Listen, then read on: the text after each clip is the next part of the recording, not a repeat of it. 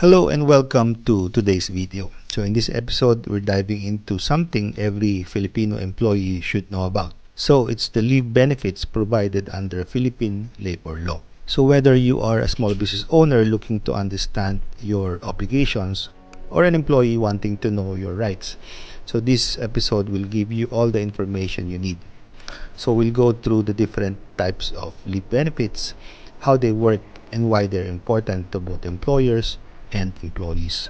But before we jump into that, let me introduce myself. So I'm Dennis Hilario, and I help entrepreneurs, business owners, and even employees better understand business operations and labor laws in the Philippines.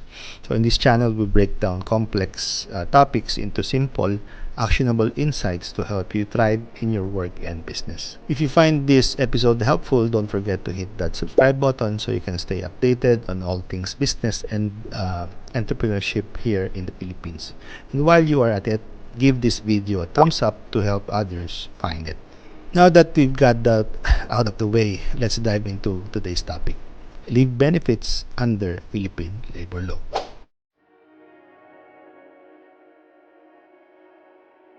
So let's begin with why leave benefits are important.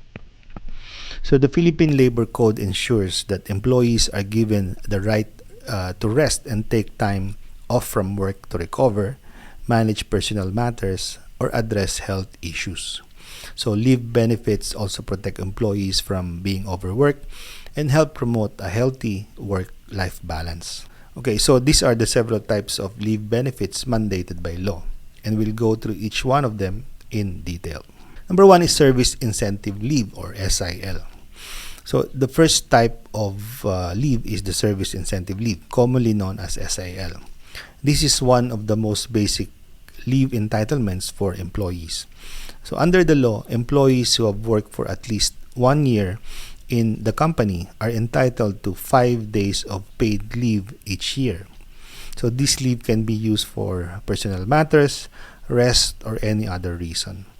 So what's great about the SIL is that if you don't use it by the end of the year, it can either be converted to cash or carried over to the next year depending on your company's policy. So who is eligible for SIL? So SIL applies to employees who are not covered by a company with already existing leave benefits that are equal to or greater than 5 days. However, employees working in managerial roles, field personnel, or those employed on a purely commission basis, so that type of employee may not be entitled to this benefit. Next, let's talk about maternity leave. So under the expanded maternity leave law, women are entitled to 105 days of paid maternity leave for live childbirth. If you're a solo parent, so you get an additional 15 days, so totaling of 120 days. Now, for those who experience like miscarriage or stillbirth, you are still entitled to 60 days of paid leave. So during this time, your employer is required to pay you based on your Social Security System or SSS contributions. But the company may also top it up depending on its policy. For new fathers, there is the paternity leave, which grants 7 days of paid leave for the first 4 deliveries or miscarriages of their legitimate spouse. So this leave allows new fathers to support their partners during childbirth or recovery. It's important to note that this benefit is only applicable to married fathers, and you must notify your employer within a reasonable time before using the leave. Next is for those raising their children on their own. The Solo Parents Welfare Act grants 7 days of paid parental leave each year. To be eligible, you'll need to present a Solo Parent ID, which you can obtain from the Department of Social Welfare and Development, or DSWD. So this leave is designed to give solo parents the flexibility to manage family and work responsibilities. The next type of leave is special leave for women, the Magna Carta of women. It provides 2 months or 60 days of special leave for female employees who undergo surgery due to gynecological disorders. This benefit is in addition to the regular maternity leave and applies once you've been with the company for at least 6 months. Next leave is under the Anti-Violence Against Women and Their Children Act. So female employees who are victims of domestic violence are entitled to 10 days of paid leave to attend to legal matters, recover from physical injuries, or seek medical assistance. So this is a critical benefit that supports women in abusive situations, allowing them time to protect themselves and their children. So apart from these mandated leaves, many companies in the Philippines provide additional leave benefits such as vacation leave, sick leave, and bereavement leave.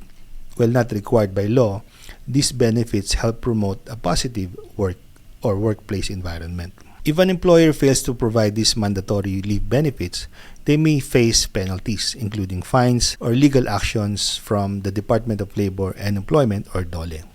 So employees also have the right to file complaints if they believe their leave entitlements are being violated. So there you have it, a breakdown of different leave benefits under the Philippine labor law. Whether you're an employee or employer, it's important to understand these rights and responsibilities to maintain a fair and balanced work environment. If you found this video helpful, please consider subscribing to my channel for more content for labor laws, business tips, and more. So don't forget to hit that notification bell as well so you don't miss any of my future episodes or videos. And if you have any questions or experiences that you'd like to share about these topics, feel free to drop them in the comments below. I'd love to hear from you. So thank you so much for watching or listening. I'll see you in the next video. Dixer Life and Business. Have a great day.